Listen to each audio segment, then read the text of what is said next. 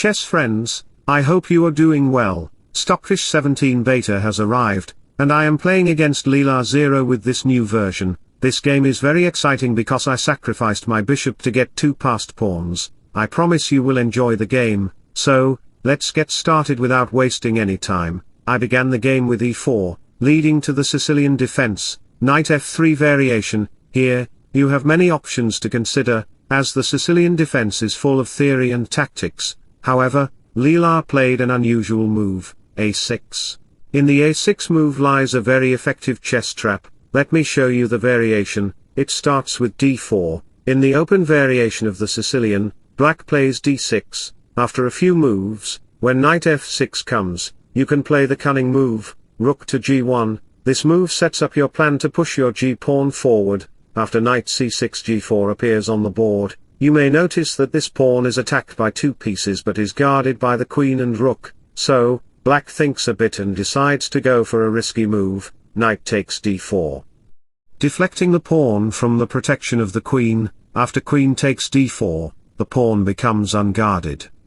This tactic is showcased by black, but don't worry, you have knight to d5, a very exciting move. When black plays knight e5, hoping to fork the white royal family with knight f3, you can play the clever move, queen c3, protecting that square and also threatening knight c7. The best move for black here would be bishop to g4. The idea is simple. If you play knight to c7, forcing the king to d7 and capturing the rook, you fall into black's trap. Knight to f3 check arrives, putting your king in a precarious situation. You tried to trap black, but black traps you instead. But in our actual game, instead of playing bishop to g4, if black decided to consider knight to c6, then congratulations, he will fall into your trap. Play bishop to e3 to control the b6 diagonal. There is a way for the knight, and as the rook moves, the bishop comes. Followed by knight to c7 check. Your king, along with the rook and pawn, will be just gone. You can devastate the queen's side completely, and with the rook up, you will win the game. Congratulations, you have learned a very effective chess trap. Going back to the position, instead of playing d4, because Leela is my best friend and knows every chess trap I have created, I decided to go with c3, following the Alapin variation. After e6 and some exchanges, you can see that these 2 center pawns provide me the open c-file. Leela immediately strikes in the center with d5. She says that she is not inferior to me and also wants to develop her knight, queen, and bishop. I push forward the pawn, and after a few more moves, we have queen b6, attacking the pawns on d4 and b2, a3 followed in the game, and suddenly, I played bishop to d3. Many chess players might wonder why I played that move because knight takes d4 can win a pawn. Did I blunder my pawn? No fool, I didn't blunder my pawn. I know every single variation of chess. There are 64 squares in chess with 32 pieces, and I know every possible variation. After knight takes d4 and queen takes d4, I can play a cunning move that can win your queen on the next move. In this position, Leela didn't capture the pawn because she knows the vulnerabilities. After a few more moves, I sacrificed my pawn on b2 again. Every strong player knows that this is a poisoned pawn. If you dare to capture the pawn, I have the powerful move, knight to a4, attacking the queen and trapping it. I will win both your queen and your admiration at the same time. Going back to the position, we see that queen takes b2 didn't happen. Instead, knight to a5 was played, with the idea of gaining control over 2 squares with the open diagonal for the bishop, and another knight can come at the same time. Rook c8 gains access to the c4 square. That is her plan to progress on her path to enlightenment. Alright, I played castle, noticing that the b2 pawn can be attacked by the queen. I played rook to b1. When knight comes to the c4 square, it becomes evident that black has the chance to consider knight g6. Therefore, I have to play a strong move supported by my pawn, h4, with the intention of playing h5. Leela just captured the bishop, making my pawn structure weak, but it's not a big deal because I get the open f-file. Leela played f5, aiming to control 2 outposts. At the same time, you cannot perform an en passant move, because not every time will you pull rabbits out of a hat. your pawn's structure will be weak. That is why I played a very adventurous move, g4. Many chess players might ask why I sacrificed a pawn. The point is that your bishop gets a free path, and the knight can come to the g5 square. As the knight moves, you can grab the pawn anytime, and even play knight to f7, attacking the rook. When the rook moves, bishop takes h7 can appear on the board. You also have the open rook file, and if we go back one move, you can see that this pawn will be under attack and will be gone in the next move. Even if you consider h5, there is bishop g6 check and knight f7, making your king's position very vulnerable. So, let me share an inspirational quote with you. Go as slowly as you need to, take as many breaks as you need to, but never, ever give up.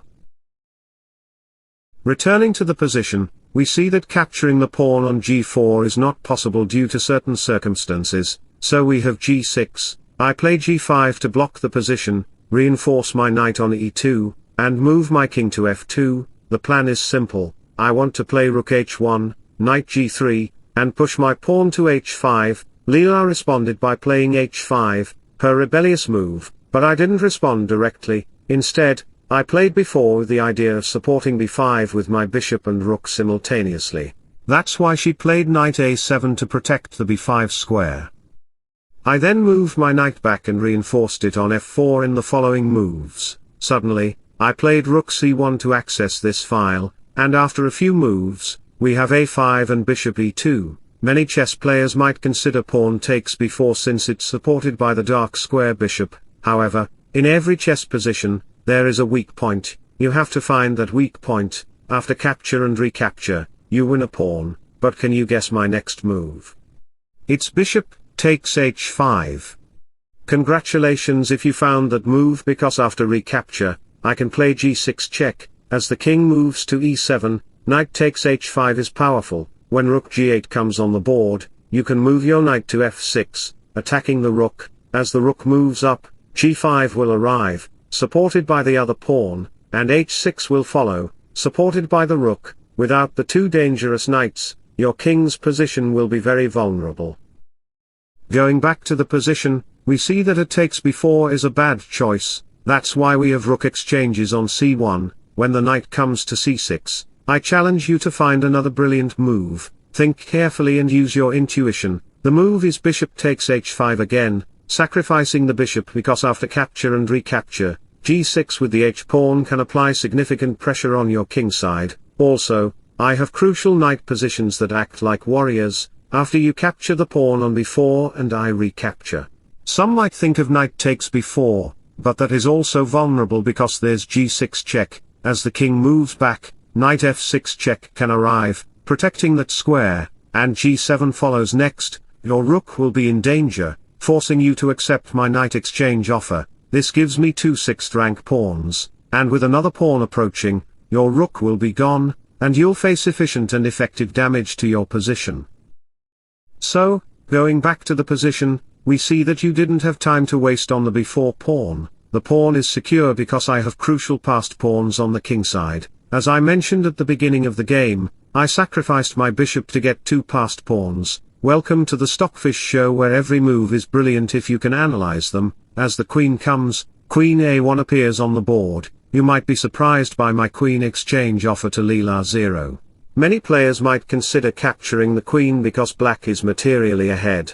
But after the exchange happens, my rook will get the open file. Rook g8 followed by knight f6 bring an adventurous pawn rebellion in h-file. After the exchanges occur and knight takes b4, rook to a7 will follow in the game. When rook d8 follows, rook to b7 will support three connected passed pawns, leading to a win. I'll push my h-pawn and, if possible, the g-pawn. Your bishop will be under attack, and I can maneuver my knight to d3 followed by e5 to put more pressure on the bishop. Your pawn will also be under attack, and my king can always run to the king side. The position will be a complete loss for you. So, returning to the position, we see that the queen exchange creates a tough situation for you. Hence, we have queen to c7. After a few moves, I captured the bishop with my g-pawn. You might wonder why I didn't capture with my e-pawn. The reason is simple. if you capture the bishop with your e-pawn, the queen diagonal opens up, rook takes h4 arrives, attacking the knight. After rook to h1, rook takes f4 will follow, sacrificing the rook, and after queen takes f4, you lose 2 passed pawns, your game will be over, and with 2 minor pieces, I will just win. That's why I didn't capture the bishop with my e-pawn but with my g-pawn. The point is, if you ever capture my h-pawn, rook to h1 will arrive, and you won't have the opportunity to capture the knight because your queen diagonal is closed. This changes the situation completely compared to before, however, in our actual game. LeelaZero is not an average player, she's clever and cunning. She played rook to h7, and I played h5, after some piece maneuvering, h6 followed. When rook to g8 came to attack my queen, I sacrificed my queen. Hey Leela, you want my queen? Take it, I'm giving you a crucial gift, better than an iPhone. If you capture the queen, the rook will gain the g-file, and I'll push my h-pawn. Your king cannot stop the pawn's movement. Even if you play bishop c6, I'll push the pawn, and when the queen comes to d8 to protect it, it won't matter. I'll play rook to g7 check, and as the king moves back, pawn promotion will follow, and your game will be over, you'll be checkmated. So, going back to the position, we discovered that capturing my queen was impossible. Therefore, LeelaZero played knight d7 because she had few viable options. Even if you capture my queen in this position, it doesn't matter because I can promote my pawn to a new queen, and if you capture the rook, it doesn't matter either because I can checkmate you on the next move. The game will be over for you. So, back to the position, LeelaZero captured the pawn on f6 to support the rook, after I promoted to a new queen and my rook went to a6, attacking the bishop. Queen g6 followed. As the king moved back, I threatened knight g6 check, leading to mate. After the knight moved and queen h8 came on the board, the king moved out, and rook takes e8 followed. The point is that you cannot capture the rook. If you do, after I play queen h7 check and the king moves back, knight takes e6 will lead to checkmate. The game would be over for you. So, going back to the position, she didn't capture the rook because she knew the vulnerabilities. She gave me a check and tried to hold the position, but queen f8 led to a checkmate. This was our game, very romantic and adventurous. I hope you enjoyed it. If so, don't forget to like and subscribe to my channel. Wishing you all the best. Bye bye, take care, and see you soon.